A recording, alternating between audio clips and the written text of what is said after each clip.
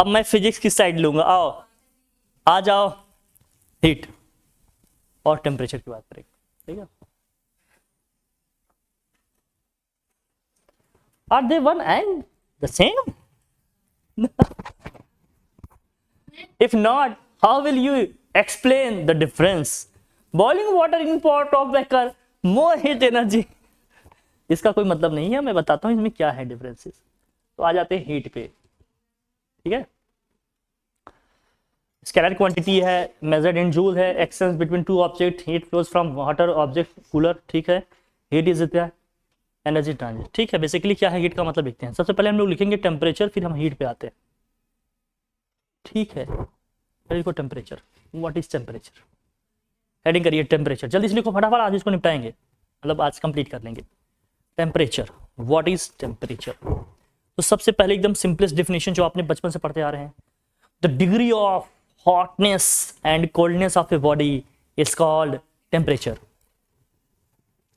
The degree of hotness and coldness,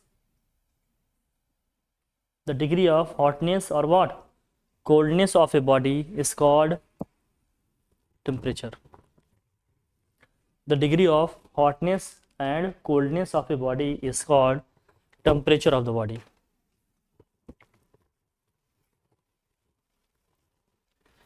नीचे से लिखो, it is the average kinetic energy of the, it is the average kinetic energy of the, it is the average kinetic energy of the, देखिए, it is the average kinetic energy of the,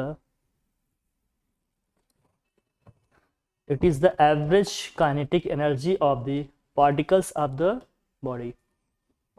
It is the average kinetic energy of the particles of the body.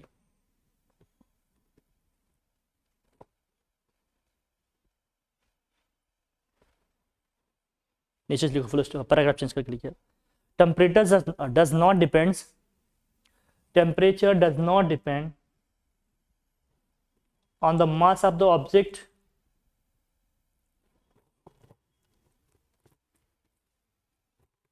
on the mass of the object, that is number of particles of the object, number of the particles contained in the object, ऐसे लिखो, या constituted in the object, जो भी लिखना चाहो। mass of the object and number of, या और number of particles of the object, मतलब किसी ऑब्जेक्ट का कितना मास है, कितने उसमें नंबर ऑफ पार्टिकल्स हैं, इस पे टेम्परेचर डिपेंड नहीं करेगा। हीट करेगा बेसिकली, बट टेम्परेचर डिपेंड नहीं करेगा। क्लियर है हमारी बात? डन। टेम्परेचर डिपेंड नहीं करेगा। नीचे लिखो, नीचे लिखिए, इट इज, लिखो, it is measured in, it is measured in, it is measured in degree Celsius, degree Celsius, degree Celsius के लिए क्या लिखते हैं ऐसे, डिग्री फॉरेनहाइट, डिग्री फॉरेनहाइट को लिखते हैं ऐसे, degree F, degree Fahrenheit, foreign नहीं, डिग्री फॉरेनहाइट है यार, ठीक है, डिग्री फॉरेनहाइट। और केल्विन, केल्विन के साथ डिग्री मत लगाना, के साथ डिग्री नहीं आएगा, ध्यान रखना। केवल सी के साथ डिग्री आएगा और एफ के साथ डिग्री आएगा, लेकिन के साथ डिग्री नहीं आएगा। बहुत क्लियर रखना, ठीक है। जो कॉमन इसकी यूनिट है वो क्या भैया, केल्विन। क्या है लिखो, ठीक है, ऐसा ही। इनमें रिलेशंस क्या है ये लिख लेना, रिलेशन बहुत काम का है, ये ध्यान रखना, इसकी हमें जरूरत पड़ेगी। देखो, relationship among, relationship among degree Celsius, मतलब डेल सी लिख देना, वही ये लिखना, डिग्री फिर सी लिख देना, समझ ना, degree celsius comma degree fahrenheit and kelvin, and what, kelvin, and kelvin. क्या होता है रिलेशन इसमें, याद है आपको, C upon f equal to C upon 5 equal to क्या होता है, F minus 32/9 equal to K minus 273 this whole upon 5। ये रिलेशन लिखना क्या है, C upon 5 equal to F minus 32/9 equal to K minus 273/5।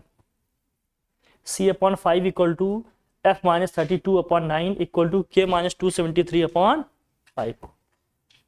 समझ में आया रिलेशन तीनों में, याद रहेगा, ठीक।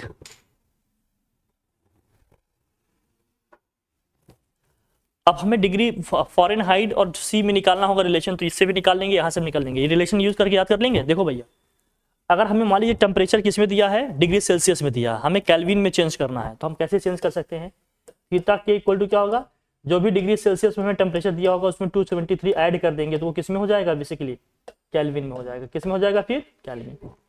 अगर हमें डिग्री से किस में निकालना है, डिग्री सेल्सियस में निकालना है, केल्विन में दिया है, तो हमें 273 क्या कर देना चाहिए, माइनस कर देना चाहिए, तो ये किस में आ जाएगा, डिग्री सेल्सियस में आ जाएगा। ये रिलेशन ध्यान में रखना, ये हमारे लिए बहुत कॉमन है, इसको ध्यान में रखना जरूरी है।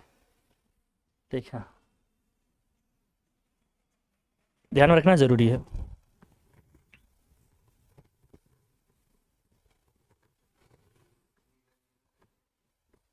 लिख लिए, मतलब अगर डिग्री सेल्सियस में दिया है, केल्विन में चेंज करना है तो 273 प्लस करेंगे, और केल्विन में दिया है, डिग्री सेल्सियस में आना है, 273 क्या करेंगे, माइनस करेंगे। ऐसे समझिए जैसे अगर मान लीजिए कहीं टेम्परेचर दिया आपको, क्या मान लीजिए 25 डिग्री सेल्सियस दिया, इसको हमें किसमें चेंज करना है, केल्विन में, तो हमें 273 क्या करना पड़ेगा इसमें प्लस। डिग्री सेल्सियस में है, केल्विन में चेंज करना है, 273 क्या करेंगे, डिग्री सेल्सियस में है, केल्विन में चेंज करना है, 273 क्या करेंगे, ऐड करेंगे। क्या करेंगे, ऐड करेंगे, ऐड करेंगे, ऐड करेंगे, समझ में? ठीक गुड़िया, 273 क्या करेंगे प्लस, तो ये कितना आ जाएगा, 298 केल्विन। बहुत ध्यान से देना, ठीक, समझना ही बात, क्लियर हुई कि नहीं हमारी बात, डन। इसके साथ एक इंपॉर्टेंट चीज ध्यान में रखना, क्या कि अगर हम चेंज इन टेम्परेचर की बात करें, मान लीजिए डेल थी, टेम्परेचर को किससे डिनोट करेंगे, लिखो देखो, it is denoted by capital T और थीटा, हम किसी से भी कर सकते हैं इसको, it is denoted by small T लिखो, थीटा लिखो, जो भी सिंबल लिखना चाहते हो लिखो। तुम्हारे यहाँ स्मॉल टी हो सकता है, यूज कर रहे हो इसलिए कंफ्यूज मत होना, ठीक है, कैपिटल टी और थीटा से जनरली करते हैं। तो चेंज इन टेम्परेचर का मैं लिखना चाह रहा हूँ, क्या लिखना चाह रहा हूँ भैया, change in temperature. Change in temperature अगर मैं निकालूंगा कहीं भी कैसे भी, मतलब डेल थीटा लिखूं या क्या लिखूं, डेल टी लिखूं, बात एक ही है। तो चाहे तो हम किस में लिखें, चाहे मैं लिखूं x डिग्री सेल्सियस या फिर क्या लिखूं x केल्विन, दोनों सेम आएगा, हमेशा ये दोनों क्या आएंगे, सेम आएंगे। जैसे दो टेम्परेचर के बीच में हम डिफरेंस लिखें, तो जान लो, जैसे मान लो डिफरेंस आया कितना, 2 डिग्री सेल्सियस का, कितना है डिफरेंस, 2 डिग्री सेल्सियस का, तो इसको हम चाहे 2 डिग्री सेल्सियस लिखें, चाहे क्या लिखें 2 केल्विन, बात दोनों क्या होंगी, एक ही होंगे। समझ में आई बात, लिख लेना। क्यों होगा ऐसा मैं बताता हूँ। जैसे मान लीजिए दो टेम्परेचर है, सपोज करिए एक टेम्परेचर θ1 इक्वल टू हमारा है, सपोज करते हैं ये दिया है 25 डिग्री सेल्सियस, ठीक है। दूसरा टेम्परेचर θ2 है, ये मान लेते हैं 27 डिग्री सेल्सियस है, कोई दिक्कत नहीं। अगर θ2 माइनस θ1 में निकालूं तो क्या आएगा, अगर हम θ2 माइनस θ1 निकालें तो क्या आएगा जरा बताना, 2 डिग्री सेल्सियस आया कि नहीं। अब दूसरे के लिए हम क्या करेंगे, दोनों को पहले केल्विन में चेंज करेंगे, दोनों को केल्विन में चेंज करेंगे तो क्या होगा, 273 प्लस करेंगे, जब 273 प्लस करेंगे तो पहला वाला क्या बन जाएगा हमारा, बताओ 298 केल्विन बना, दूसरा वाला हमारा क्या बन जाएगा 300 केल्विन, बना कि नहीं। अब जब दोनों के बीच के डिफरेंस लेंगे तो तब भी क्या आएगा, 2 केल्विन ही आ रहा है कि नहीं। तो जब हम डिफरेंस की बात करेंगे तो चाहे डिग्री सेल्सियस में लिखें चाहे केल्विन में, हमेशा एक ही आना है, लेकिन एक एक को इंडिविजुअल लिखेंगे तो फर्क पड़ेगा। तब हम सेल्सियस में लिख रहे हैं कि केल्विन में लिख रहे हैं, वो हमें ध्यान रखना पड़ेगा। जब हम डिफरेंस की बात करेंगे तो डिफरेंस लेकर हम लिख देंगे, चाहे केल्विन में जरूरत होगी तो केल्विन में लिख देंगे, डिग्री सेल्सियस में जरूरत होगी तो डिग्री सेल्सियस, उसमें कोई चेंज नहीं आएगा। समझ में आई बात हमारी। ये बच्चा सोचता है टू इस कैसे लिख दिए, उसमें 273 ऐड करना चाहिए, नहीं करना चाहिए, डिफरेंस में हमेशा सेम आएगा। समझ में आई बात, डन। क्यों समझ में आया, समझ में ना, क्यों सेम में आएगा, समझ में आ रहा है ना बात हमारी, लिख लो जल्दी। चले आगे बढ़े,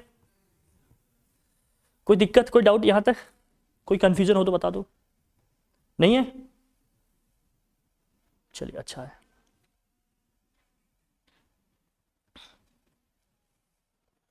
ठीक है ना, ये अंडरस्टैंडिंग के लिए बहुत क्लियर समझना, बहुत बच्चों को कंफ्यूजन रह जाता है, इसमें डाउट रह जाता है कि कैसे होता है कैसे नहीं होता। ठीक है, ओके, चलिए आगे बढ़े।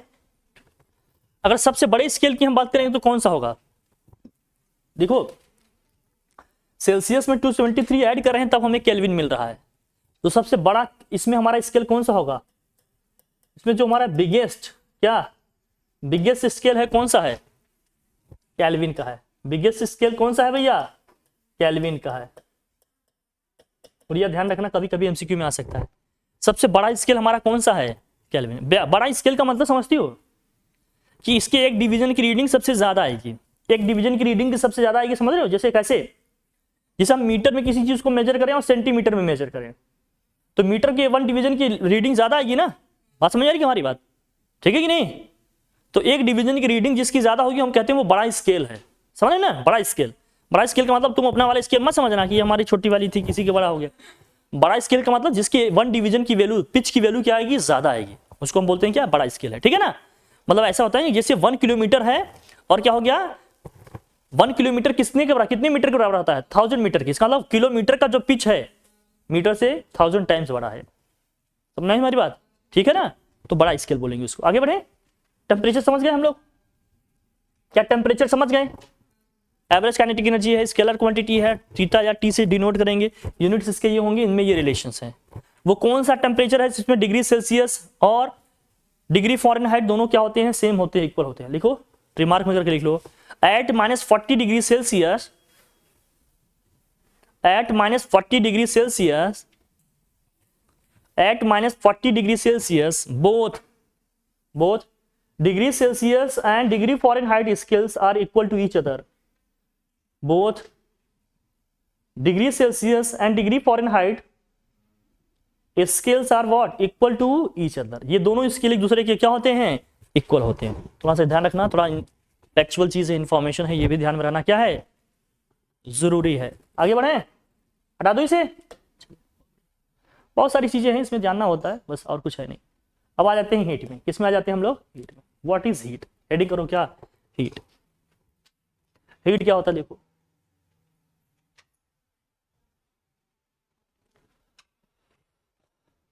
ये भी किसकी अलग क्वांटिटी है, इसको जूल में मेजर करते हैं, ये सब लिखना।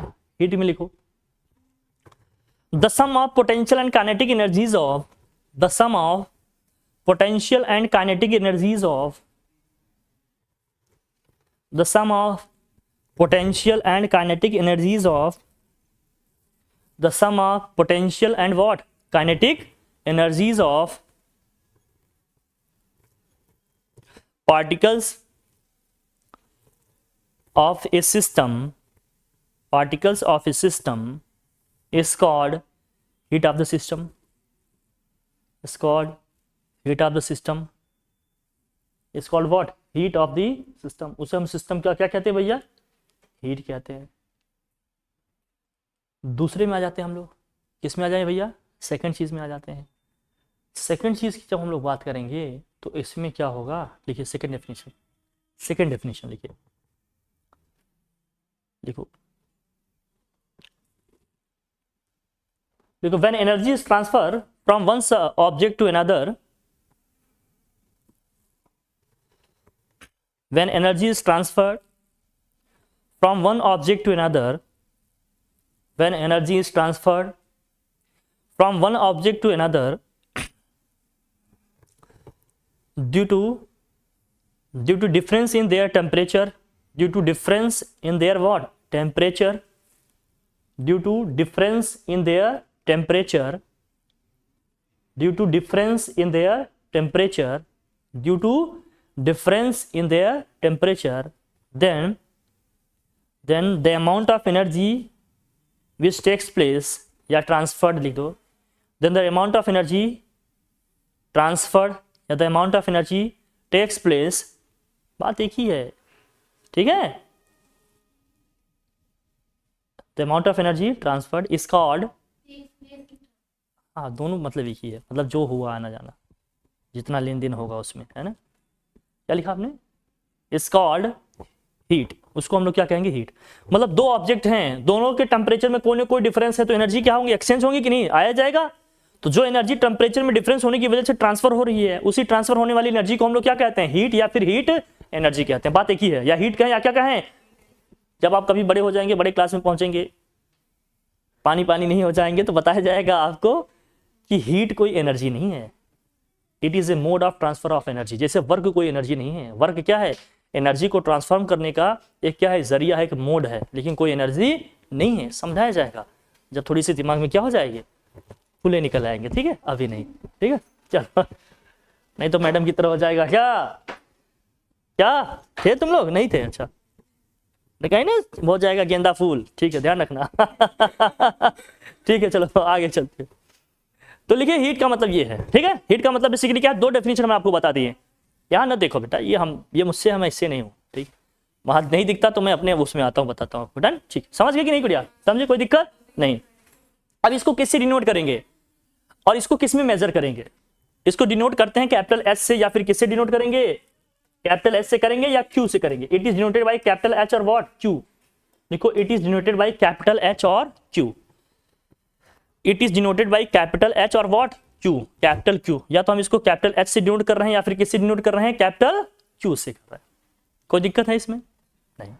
इसकी यूनिट लिखो, its unit is what, calorie. कुछ लोग कैलोरी बोलते हैं, कुछ लोग कैलोरी बोलते हैं, जो बोलो आप। क्या बोल रहे हैं भैया?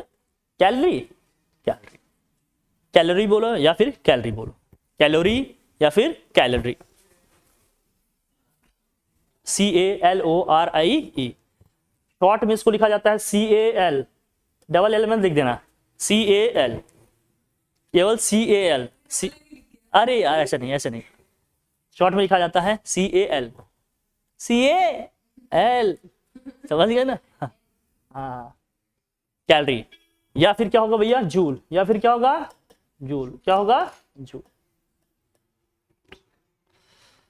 1 कैलोरी में कितने जूल होते हैं भैया? 1 कैलोरी इक्वल टू होते हैं 4.186 जूल, या इसी को अप्रॉक्स लिखा जाता है कितना? 4.2 जूल।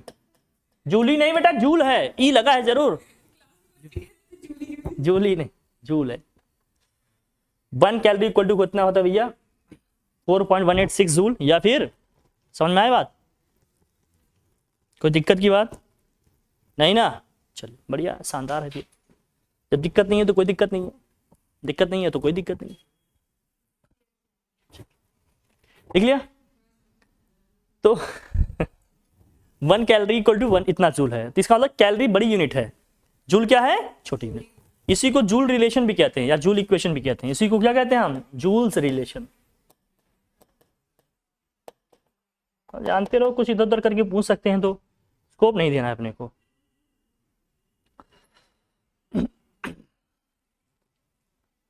ऑब्जेक्ट हमेशा क्या होगी? जो बॉडी क्या होगी? थोड़ी सी ऑर्डर बॉडी से कहाँ जाएगी ये? क्लियर? आगे बढ़े। फिर हीट और वर्क में डिफरेंस लिखने को आता है, टेम्परेचर को लिखने का आता है। तो हीट का मतलब क्या होता है? टेम्परेचर की इंटेंसिटी होती है। अगर हमें हीट और टेम्परेचर में डिफरेंस लिखने को आएगा तो क्या मैं दोनों की पहली डेफिनेशन लिख दूंगा? टेम्परेचर का मतलब बेसिकली क्या है? The average kinetic energy of the particles of the system. और हीट का मतलब क्या है? The sum of energy, kinetic and potential energy of the particles of the system. एक में दोनों की यूनिट लिख देना, लिख दोगे ना तो 3 पॉइंट इस तरह से। बाकी दोनों है तो स्केलर ही क्वांटिटी है ना, दोनों की यूनिट अलग अलग है। अरे दोनों की यूनिट अलग है, डेफिनेशन दोनों बताए लिख देंगे, और सिंबल्स वगैरह है, यूनिट लिख दोगे, सब हो जाएगा। नहीं 2-3 डिफरेंस लिख लेंगे, कोई दिक्कत नहीं ना। चलिए आगे बढ़े, लिखे यहां तक। चलिए याद करके रखना भैया, ये सब काम की चीजें हैं, ठीक है ना।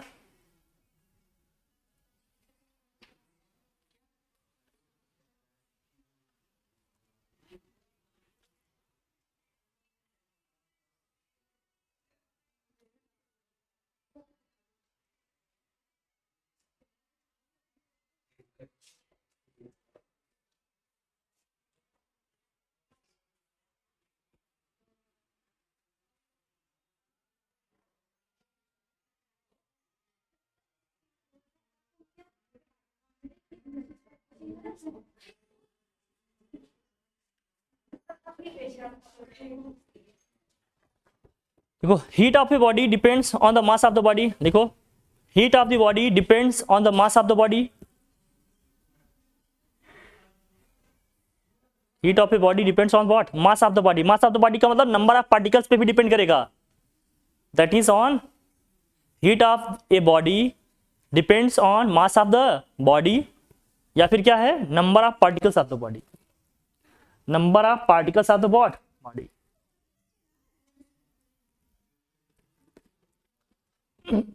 हेडिंग करिए क्या? Specific heat. एकदम स्पेसिफिक हो जाओ अब, क्योंकि क्या पढ़ना है अपने को? Specific heat. क्या होता है स्पेसिफिक हीट, ये समझो। Specific heat, specific heat, specific heat, specific,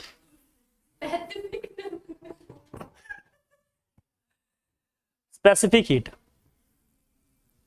इसको हम लोग सी से डिनोट करते हैं। किससे डिनोट करते हैं? सी से, स्मॉल सी लिखते हैं हम लोग, ठीक है। अब इसमें लिखिए स्पेसिफिक हीट क्या होता है। इसी को स्पेसिफिक हीट कैपेसिटी भी, स्पेसिफिक हीट नहीं, पहले हीट कैपेसिटी पढ़ना था हम लोगों को। हाँ चलो बता देते हैं। हाँ लिखो, स्पेसिफिक हीट का मतलब क्या है? इसी को कहते हैं स्पेसिफिक हीट कैपेसिटी भी बोलते हैं। इसी को क्या बोलते हैं? Specific heat capacity. इसमें लिखो the amount of heat, the amount of heat, the amount of heat required, the amount of heat required to raise, the amount of heat,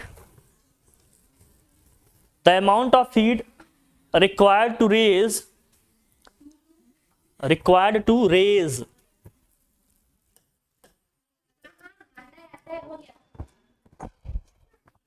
the amount of heat required to raise 1 degree Celsius or 1 Kelvin temperature, 1 degree Celsius or what? 1 Kelvin, 1 degree Celsius or what? 1 Kelvin temperature of an object having unit mass, having what? Unit mass, unit mass. Unit mass का मतलब या तो 1 kg मास है या 1 ग्राम है। समझ में आएगी हमारी बात? या तो 1 kg या फिर क्या है, ब्रैकेट में देना क्या, 1 kg और व्हाट 1 ग्राम, ब्रैकेट में लिख दो 1 kg और व्हाट 1 ग्राम। दोनों का मतलब है यूनिट का मतलब, समझा आप? यूनिट मास, फिजिक्स में यूनिट मास या यूनिट क्वांटिटी बोलेंगे मतलब 1 की बात की जा रही है। यूनिट वो लिखेंगे तो फिजिकल क्वांटिटी की यूनिट लिखनी होती है। समझ में आ रही बात? Of unit mass is called specific heat capacity और specific heat is called what? Specific heat capacity or what? It's called specific heat capacity or specific heat. लिखो यहां से, इसको specific heat capacity, amount of heat को हम लोग Q से denote करेंगे। Q इक्वल टू क्या होता है? यहां होगा C, ये होगा M, यहां होगा क्या डेल T लिखें। टेम्परेचर के लिए क्या लिखें? टी लिखें, थीटा लिखें, टी लिखते हैं, चलो टी लिखते हैं, कोई दिक्कत? तो Q इक्वल टू क्या हो गया? C m del t. Del t का मतलब क्या है? चेंज इन टेम्परेचर है ये है। इसमें जो C है वही हमारा क्या है? Specific heat. स्पेसिफिक हीट क्या है या स्पेसिफिक हीट कैपेसिटी क्या है? बात क्या है? एक ही है। स्पेसिफिक हीट या स्पेसिफिक हीट कैपेसिटी, बात क्या है? एक ही है। समझ आई बात? कोई दिक्कत, कोई कंफ्यूजन हो तो बताओ। अब मैं सी की यूनिट निकालना चाह रहा हूं। किसकी यूनिट निकालना चाह रहे हैं भैया? क्यू तो हीट है ना। अच्छा तो सी इक्वल टू यहां से क्या आएगा जरा बताना। सी इक्वल टू यहां से क्या आएगा? क्यू अपॉन एम इंटू क्या आएगा? डेल टी आएगा। एम इंटू क्या आएगा? अरे सी इक्वल टू क्या आएगा? Q upon m into del t आएगा।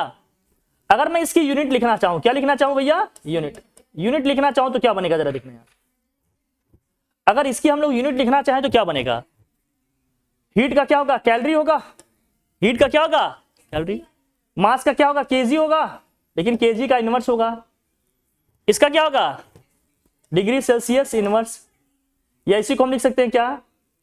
कैलोरी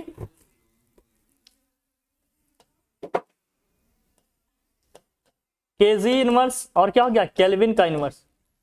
ग्राम में भी लिख सकते हैं, जूल में भी लिख सकते हैं, बहुत सारी हो सकते हैं। हजम नहीं भाई, लिखो अगर जूल में लिखते तो ये होगा जूल, और क्या होगा?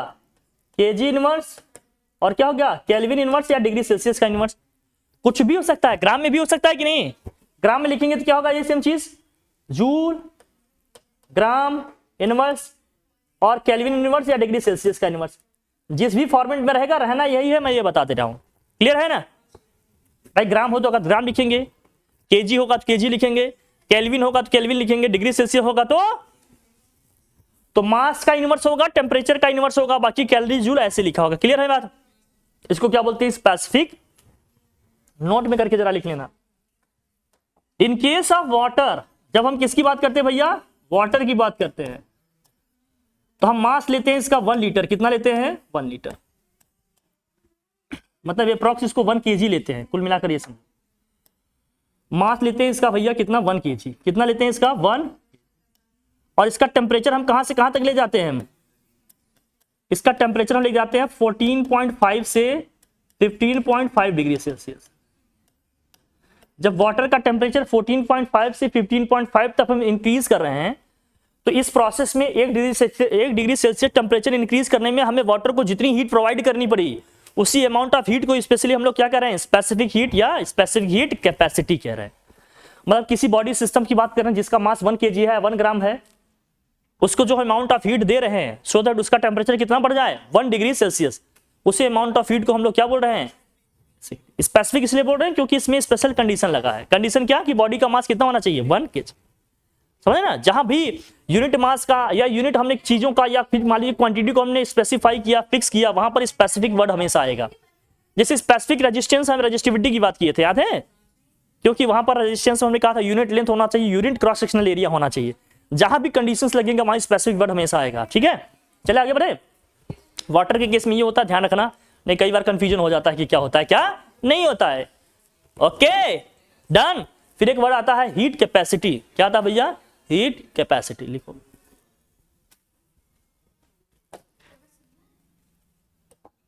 Heat capacity.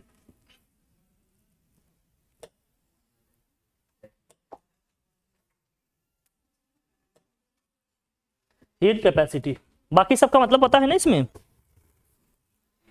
वो तो हमारा हीट था, क्यू हमारा क्या था, अमाउंट ऑफ हीट था, सी क्या है, स्पेसिफिक हीट कैपेसिटी है, एम क्या है, मास है, और डेल टी का मतलब क्या है, चेंज इन, डेल टी का मतलब क्या है, चेंज इन टेम्परेचर, एम का मतलब क्या है, मास, सी का मतलब स्पेसिफिक हीट, और क्यू का मतलब क्या है, अमाउंट ऑफ हीट है। ठीक है डन, ध्यान रखना। रेडिएटर है ये सब, तुम्हारे यहां नहीं मिलेगा, जितने की जरूरत है भाई।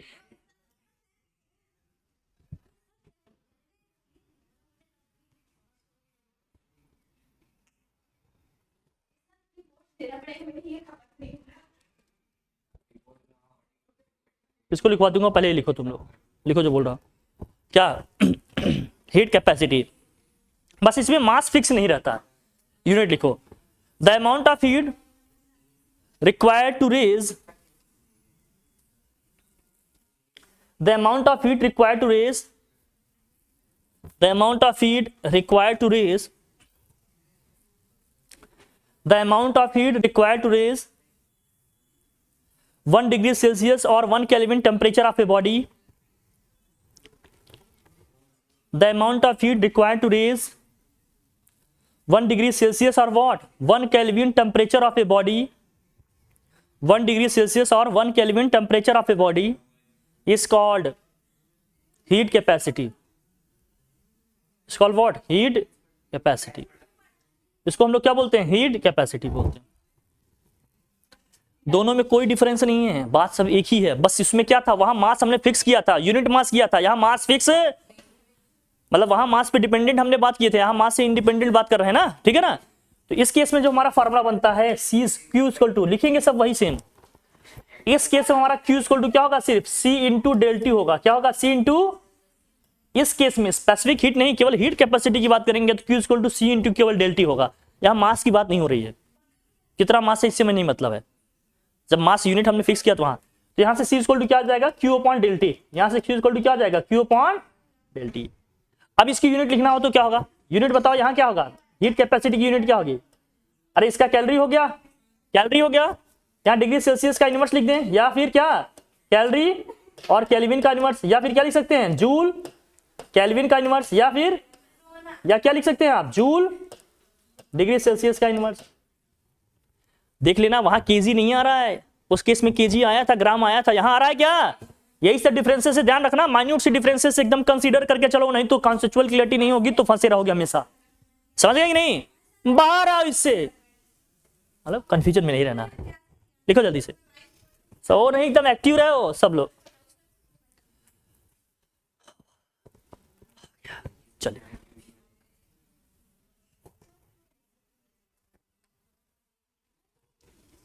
आ गया हिमाद्री, आया, थक गया क्या? नहीं, थक गए थोड़ी थोड़ी, आधा आधा जीवन से आता। ठीक ठीक भाई, सी आगे बढ़े, बढ़िए, यहाँ समझ में आया? अच्छा, फिर एक कॉन्सेप्ट आता है लेटेंट हीट का आता है, कहो तो वो भी बता दें, फिर एक कर्व बताया तुम्हें। अच्छा लिख लो, ये कर्व लिख लो, हीटिंग कर्व या फिर क्या है, वार्मिंग कर्व। हीटिंग कर्व और what, warming curve. Heating curve और व्हाट, वार्मिंग कर्व। जल्दी से बना लो फटाफट, हीटिंग कर्व या फिर इसी को क्या कहते हैं, वार्मिंग कर्व।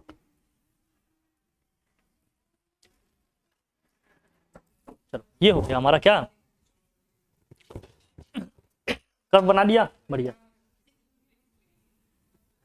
बस ये थोड़ा ध्यान रखने के लिए होता है, इसको याद करना होता है। हाँ बढ़िया।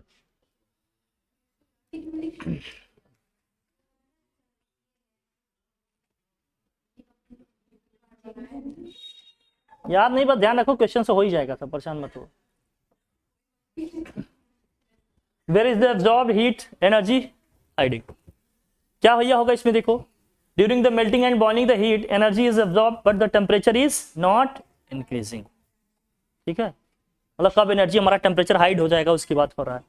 During the melting and boiling of the heat energy is absorb but the temperature is not increasing. ठीक है, ये सब ध्यान रखना है, कुछ करना नहीं है इसमें, सब कुछ रटने लगोगे तो हो गया। Specific latent heat of fusion क्या होता है,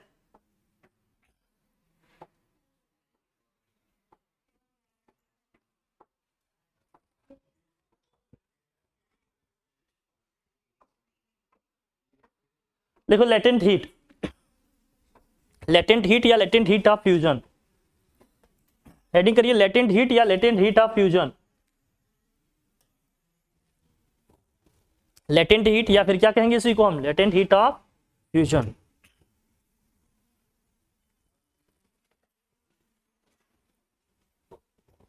लेटेंट हीट या फिर what, latent heat of fusion. देखो, किसी बॉडी सिस्टम का हम वो टेम्परेचर दें जिससे उसका स्टेट चेंज हो जाए, तो वो अमाउंट ऑफ टेम्परेचर उस बॉडी के लिए क्या हो जाएगा, लेटेंट हीट। देखो, the amount of heat, the amount of heat required to change the state of a body, required to change the state of a body is called latent heat of the body, is called latent heat of the body, is called latent heat of the body।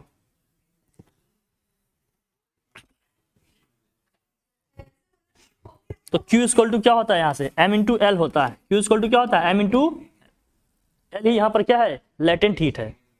L ही इसमें क्या है, latent heat है। Unit क्या होगी इसकी जरा बताना, unit क्या हो जाएगी, तो Q इक्वल टू क्या होता है, M इंटू एल। यूनिट क्या हो जाएगी एल की, L equal to Q upon M। Q का क्या होता है, कैलोरी, और M का क्या होता है, केजी। कैलोरी केजी इनवर्स, या कैलोरी ग्राम इनवर्स, या जूल केजी इनवर्स, या जूल ग्राम इनवर्स। ये लेटेंट हीट का है, ये किसका है, लेटेंट हीट का है। The amount of heat required to change the state of a body, change the state of a body is called what, latent heat. इसको कैपिटल एल से डिनोट करते हैं। कैसे डिनोट करते हैं भैया, नेक्स्ट हेडिंग करो, specific latent heat of fusion, या फिर जो भी है, specific latent heat of fusion.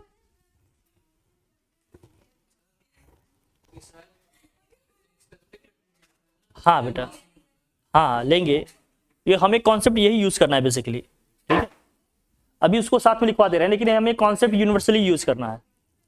लिख लो ना, क्या लिखे,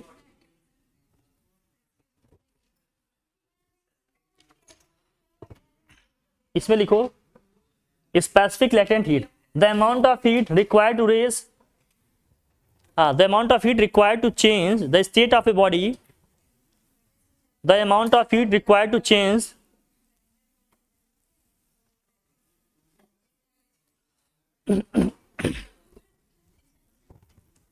the amount of heat required to change the state of a body of unit mass, bracket में देना 1 kg या 1 ग्राम, ऑफ यूनिट मास या फिर व्हाट 1 ग्राम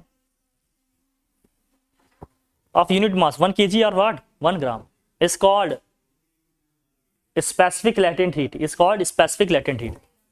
लिख लो चाहो कंफ्यूजन हो रहा हो तो। ये जो हमने एक्सप्रेशन लिखवाया है किसके लिए है? स्पेसिफिक लेटेंट हीट के लिए।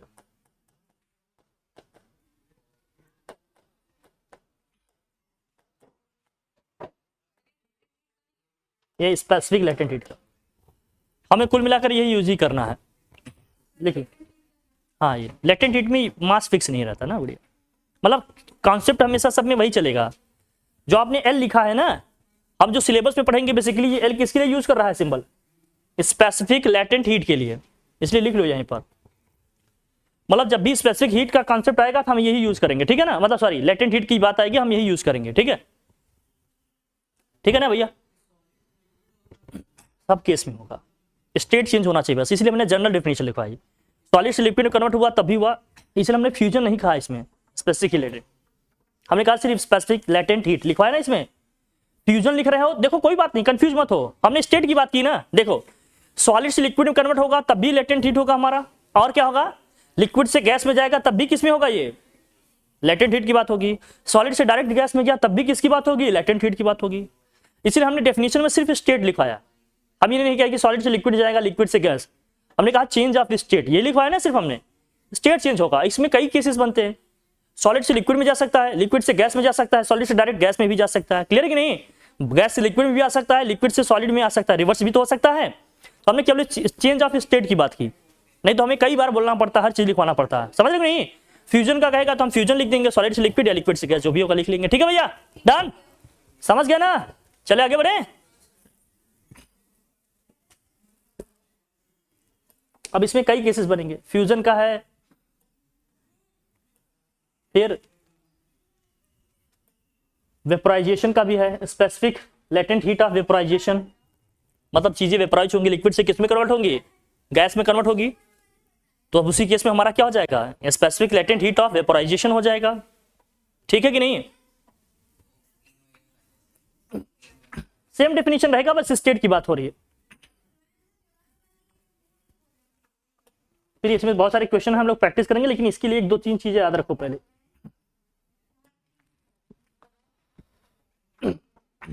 मैं आपको बताता हूं कुछ और।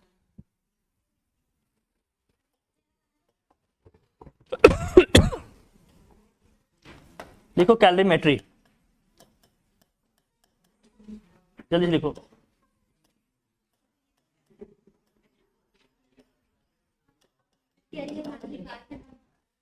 कैलोरीमेट्री लिखो। The measurement of heat of a body is called, the measurement of heat of a body is called, the measurement of heat of a body is called calorimetry. The measurement of heat of a body is called calorimetry. Adding करो क्या? Principle of calorimetry.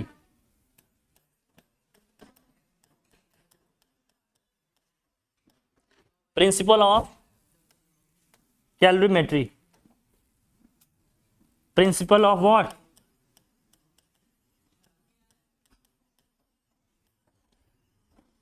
Principle of calorimetry. क्या है principle of calorimetry? बताओ, लिखो।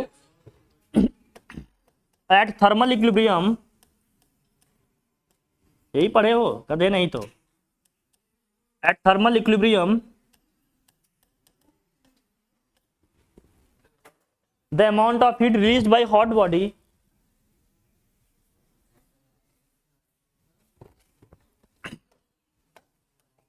amount of heat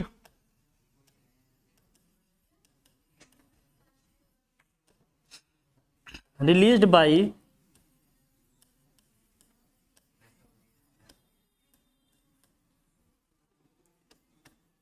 hotter लिख देते हैं, comparatively देख रहे हैं ना, नहीं तो hotter body is equal to क्या होगा?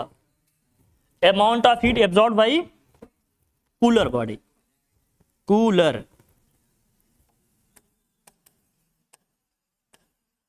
amount of heat absorbed by absorb by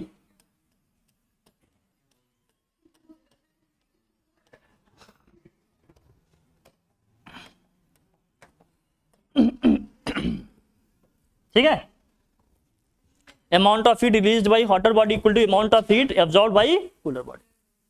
clear है, ये ध्यान रहेगा, कोई दिक्कत? अब इसके लिए कंडीशन क्या बनेगा ये ध्यान में रखना जरा। मान लीजिए तीन ऑब्जेक्ट है हमारे पास, थर्मल इक्विलिब्रियम आने का मतलब क्या है, टेम्परेचर दोनों का सेम हो गया। मान लीजिए कुछ बॉडीज हैं,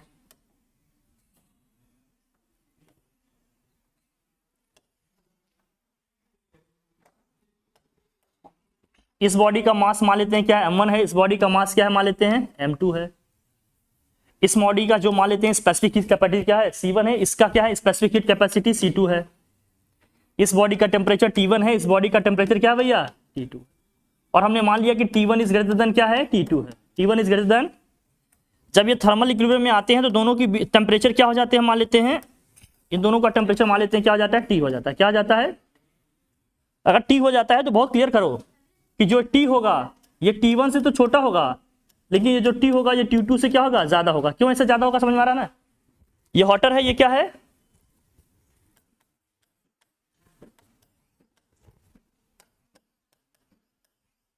कंपैरेटिवली देख रहे हैं, ऐसे लिख सकते हैं।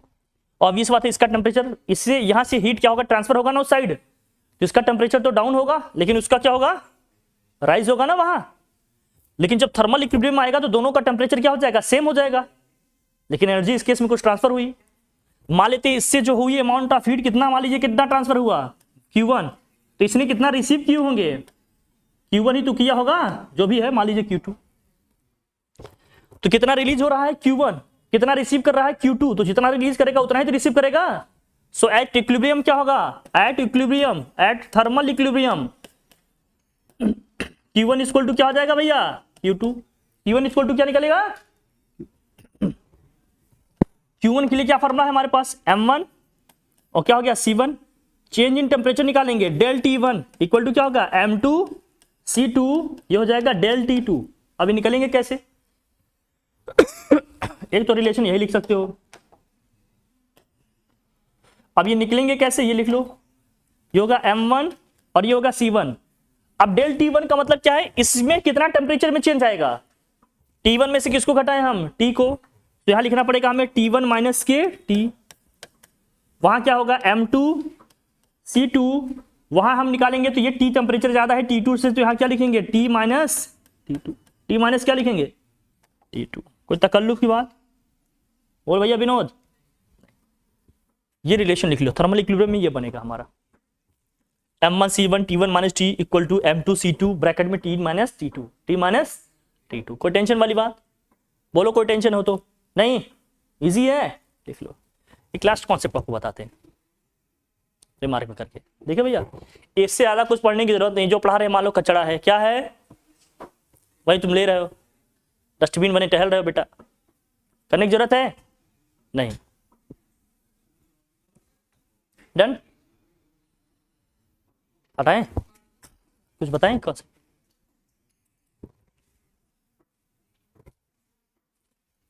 हटाएं, हटाओ भैया, हटाएं भैया। मान लीजिए किसी इसमें क्या है पानी है, आज ब्लू है पानी, पानी है, पानी ये तो व्हाइट है लेकिन ब्लू भी हो सकता था।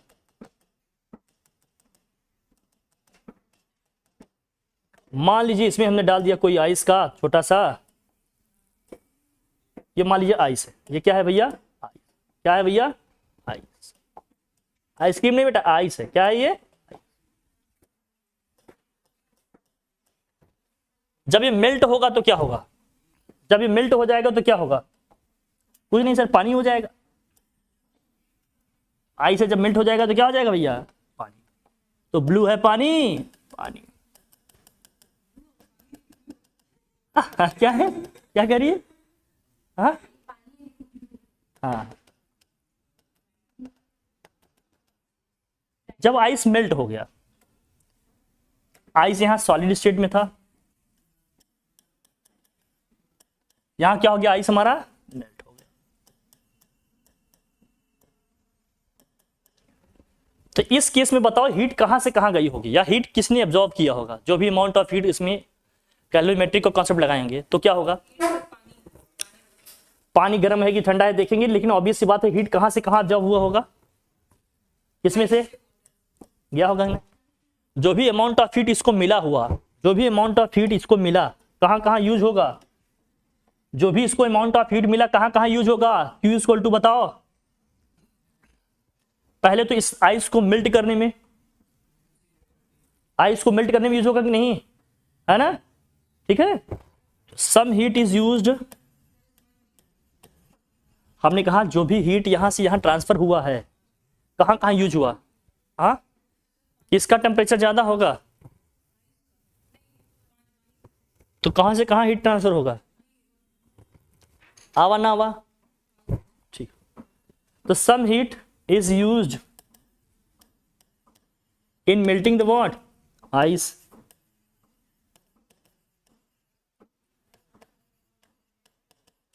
और क्या होगा दूसरा, बचा हुआ पार्ट हीट का कहां यूज होगा,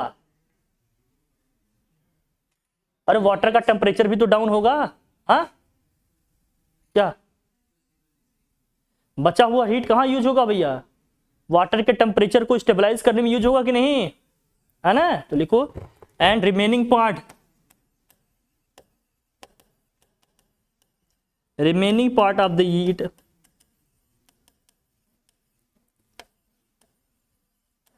used in cooling the what, water, in cooling the water, clear है।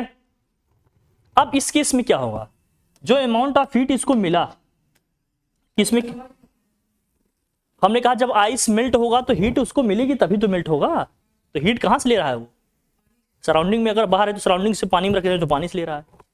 तो जो भी हीट ये इसको लेगा भैया पहले तो मेल्ट होगा, दूसरा इसका टेम्परेचर बहुत कम है आइस का, तो अंदर जाएगा तो वाटर के टेम्परेचर को भी तो कम करेगा, वाटर के टेम्परेचर को कम करेगा कि नहीं भाई, डाउन होगा ना इसका टेम्परेचर।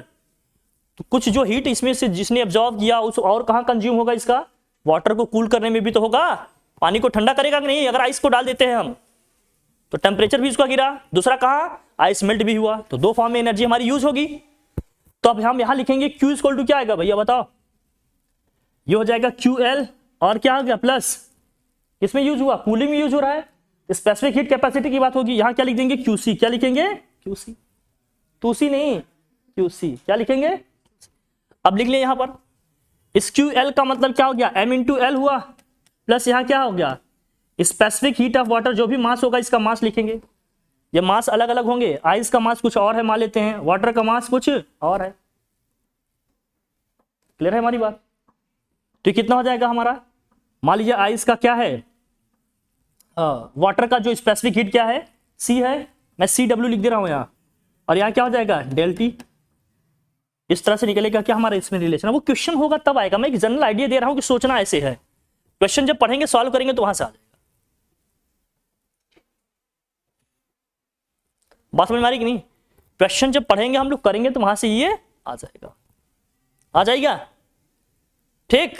बस ध्यान रखना कि जो भी हीट ये लेगा यहां पर, जो भी हीट यहां एक्सचेंज होंगे ट्रांसफर होंगे, दो जगह यूज होंगे, एक तो आइस को मेल्ट करने में, दूसरा वाटर के टेम्परेचर को, ठीक है डन। कुल मिलाकर इतना पढ़ना था, बाकी इसके क्या करने हैं हमें, न्यूमेरिकल्स क्या करने हैं, हाँ कैलोरीमेट्री में यही है बेटा जो बता, नहीं नहीं नहीं, ठीक है डन, ओके चलिए भाई शुक्रिया, थैंक यू।